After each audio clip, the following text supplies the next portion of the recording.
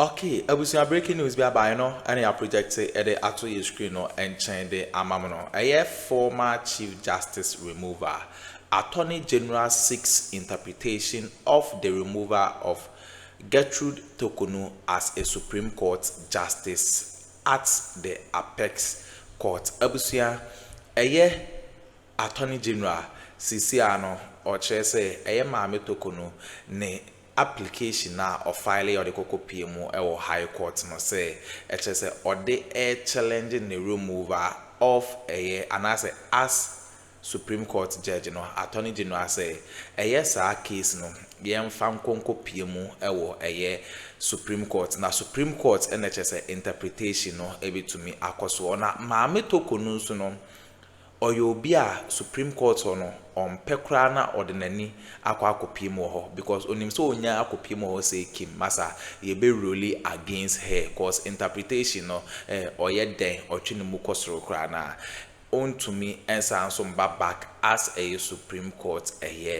judge enti no NHS Attorney General edina kwa akose NHS ordinary tight corner Supreme Court abusu amaame ne ye mia no bonemfe homo enti assemblies or say Attorney General seeks Supreme Court ruling on Torkornoo's removal abusu maame Torkornoo de NHS Supreme Court ono ompe akopie ho eno nti na ode ne case no dane high court no but high court nso no enye ho NHS omuni jurisdiction na omode be here sa case no enti no so na okokopie mu Supreme Court mo mienti ensem bia so unsubscribe subscribe like na share ma for so ensa into me enke bi Ghana Politics Avenue so madam ase former Chief Justice seeking in this application that we ran through last week, and our senior legal affairs correspondent Joseph Akable is going to be joining us shortly.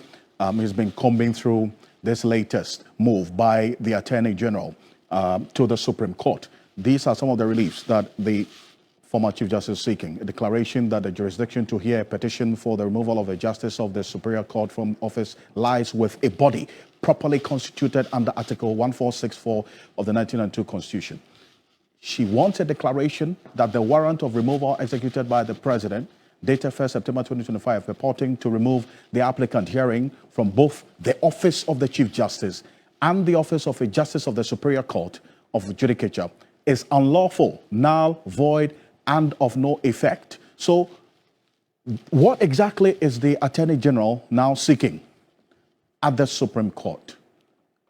Joseph Akable is a senior legal affairs correspondent joining me on Zoom right now. Joseph, now you've seen the exact questions that the Attorney General is asking of the Supreme Court. What exactly is it all about? So, Alfred, I mean, the first point to make is that, the Chief Judicial Review action at the High Court asked the High Court to quash the warrant of removal executed by. Okay, Joseph, can you hear me? Can you hear me? Yes, I can hear you. Perfect. I lost you briefly. If you make that point again as to exactly what the Attorney General is asking of the Supreme Court right now. I was making a point that at the other time you made reference to the warrant that was signed by His Excellency the President, and in that warrant you recall the President had said that he was removing her from office as a Chief Justice and Justice of the Supreme Court. Now that is what the Chief Justice, the former Chief Justice, is at the High Court seeking to set that warrant aside because she holds the view that the petition was sent for her removal as Chief Justice, not as a Justice of the Supreme Court. Now what the Attorney General has done is to file two processes. The first process is to respond directly to the concerns that are being raised at the High Court. And that process is telling the High Court simply that what the President did in the warrant was simply to apply the law as it is, and as has been explained in various decisions of the court. And so the AG first takes the view that the President is right, that her removal as Chief Justice automatically results in a removal as a Justice of the Supreme Court as well. Then the second process is a request to the High Court. It's what constitutional theorists refer to as the referral jurisdiction of the Supreme Court, an opportunity for the High Court to be asked that the case that has been put before you, it raises questions of interpretation, and so do not deal with the matter hold on and refer the matter to the Supreme Court for interpretation. So that is the second process that the Attorney General has filed at the High Court. And they asked the court to refer 3 questions to the Supreme Court for interpretation. The first is whether a person may retain his or her previous judicial office, if any, upon the appointment to the office of the Chief Justice. A very important question, because they want to determine her status when she was appointed as a Chief Justice, because remind you, she was on the Supreme Court bench before she was appointed as Chief Justice. The second question is whether the Chief Justice's membership of the Superior Court of Judicature is ex officio to the office of Chief Justice. Again, we know that the Chief Justice, once you are appointed Chief Justice, you become automatically a member of all the Superior Courts. So the Court of Appeal, the High Court, the Supreme Court. And so the question that is being asked is that, does she acquire that membership of those courts by virtue of her simple appointment as a Supreme Court, as a Chief Justice, or is that not the case? And the final question that they are asking to be referred to the Supreme Court is whether a person may retain his or a membership of the Superior Court of Judicature upon removal from the office of the Chief Justice, which is basically at the center of the controversy that this particular legal case has generated so far. Right from this moment, this decision by the Attorney General, how are the next steps going to be like after this particular question or these questions the Attorney General is asking of the Supreme Court? What happens next? It will have to be fixed.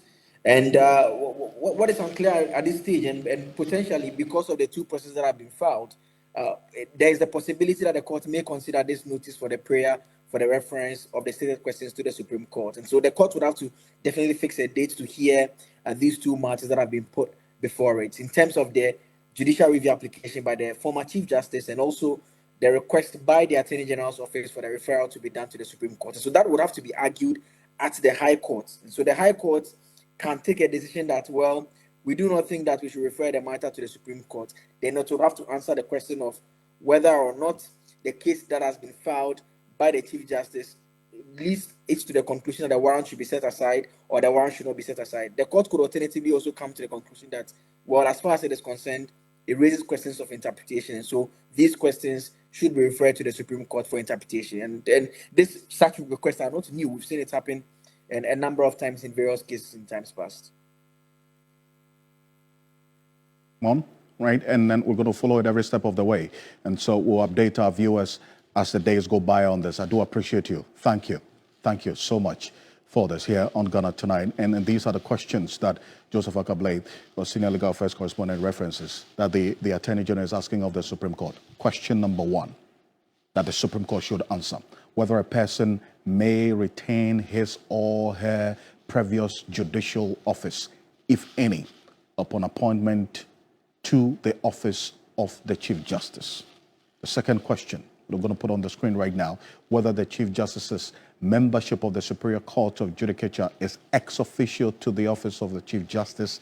And 3, whether a person may retain his or her membership of the Superior Court of Judicature upon removal from the office of the Chief Justice. The Attorney General is of the view, Lawyer Martin Pebu, I know you're still with me. The Attorney General is of the view that these matters that are within the former Chief Justice's application and the relief she's seeking for this judicial review borders on interpretation. So he's headed to the Supreme Court for interpretation because that is within the jurisdiction of the Supreme Court. Will this move by the Attorney General bring the needed clarity and finality to this matter?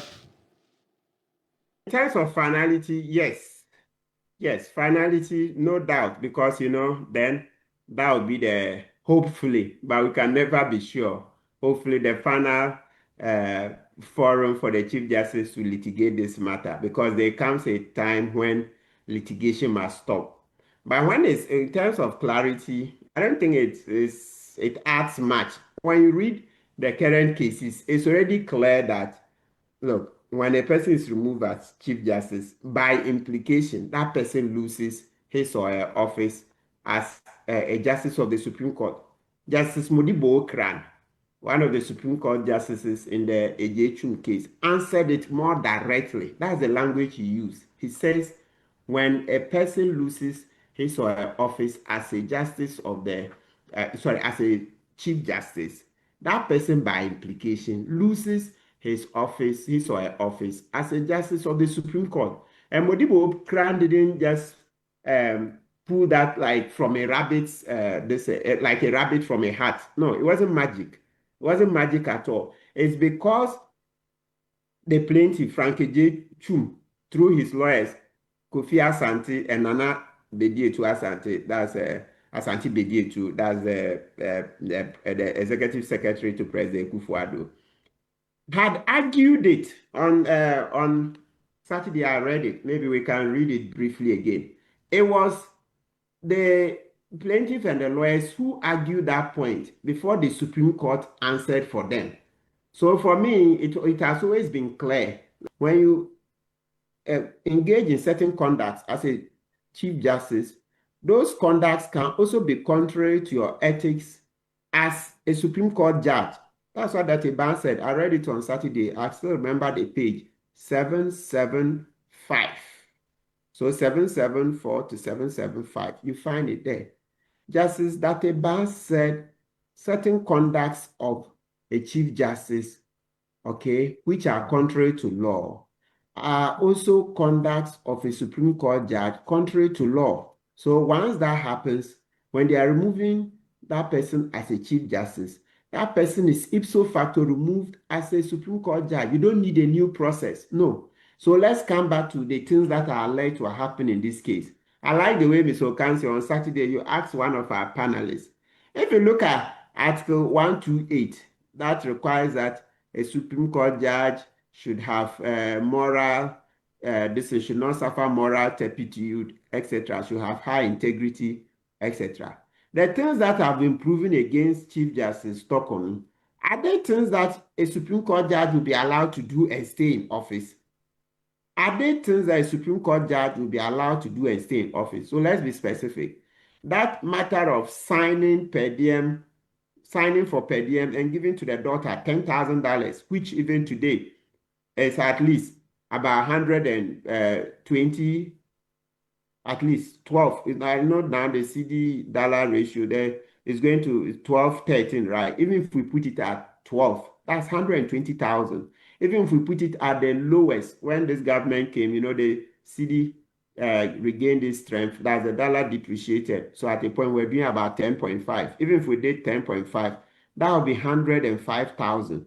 That's a lot of money for per diem, which is contrary to Article 71. And it's one that we'll keep an eye on as well and see how things play out. Joseph Akablay, Lord Edwasari, they're heavy on this matter as it plays out in court. So stay with us here on TV3 and across all media journal platforms. We'll give you a lot more updates on this in the coming days. This is Ghana Tonight. Opportunity to thank all of you for being here.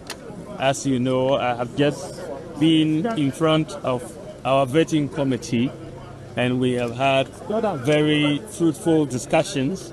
They've asked many questions, and I have answered those questions. So I'm very satisfied with my vetting, and I pray that everything is okay. I hope the committee is just as satisfied as I am.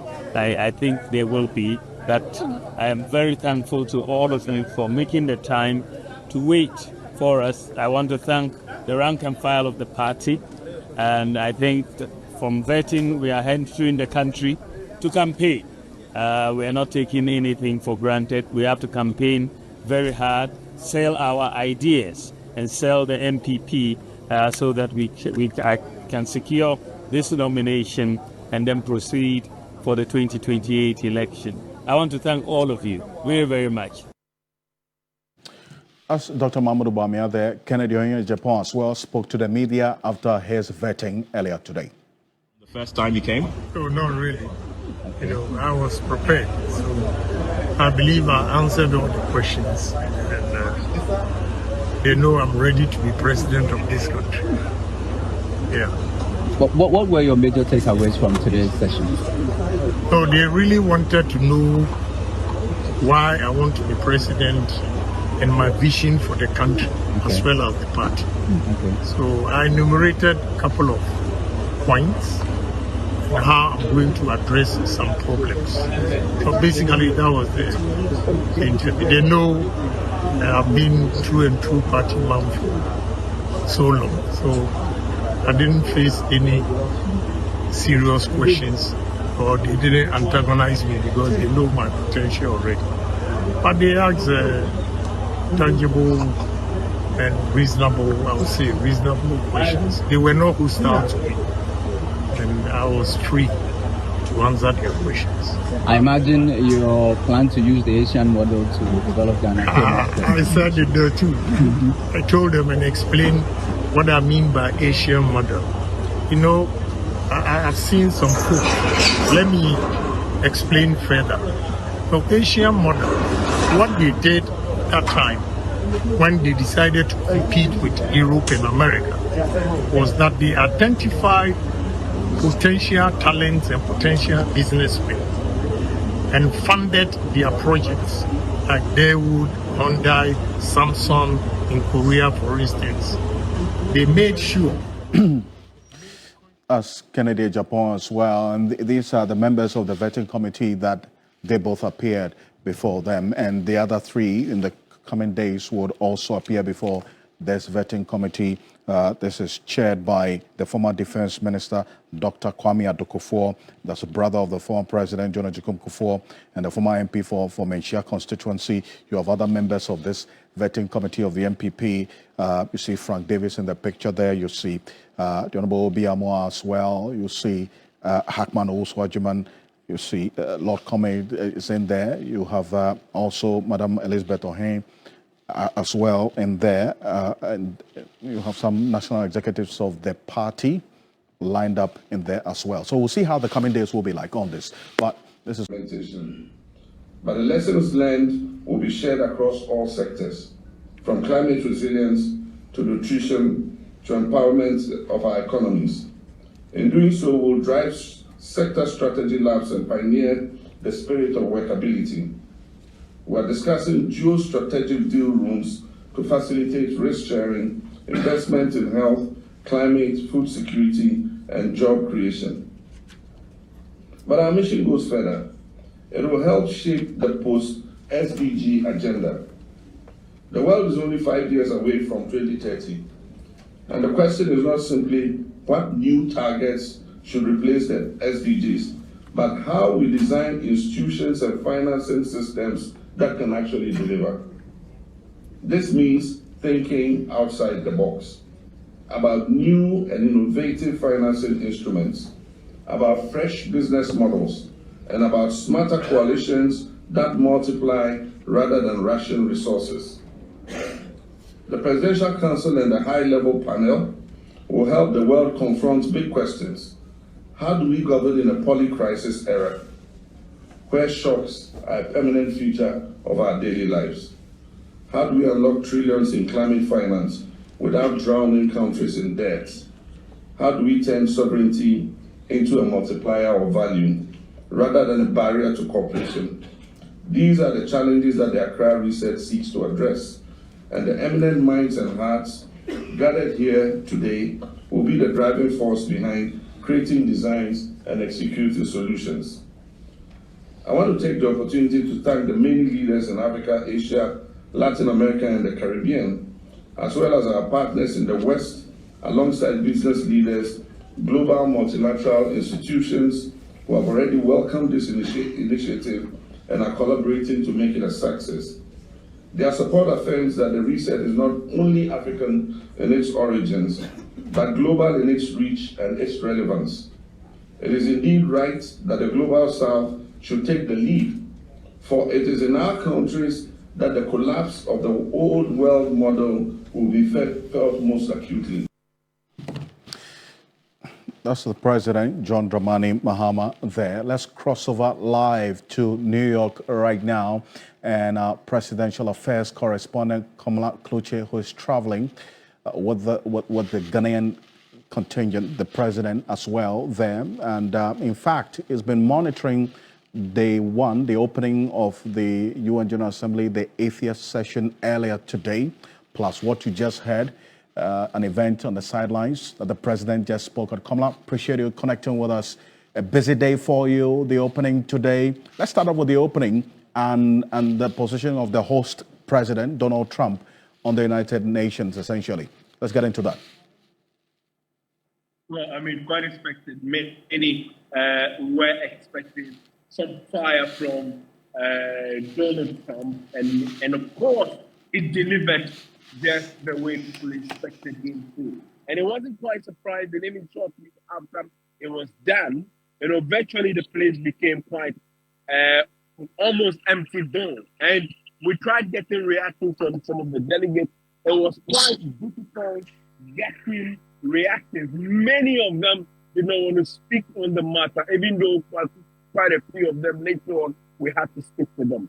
But I mean, he told the United Nations straight in the face what we have been wrong about the institution, and to the extent that even he had to narrow it down to a faulty escalator and also a teleprompter.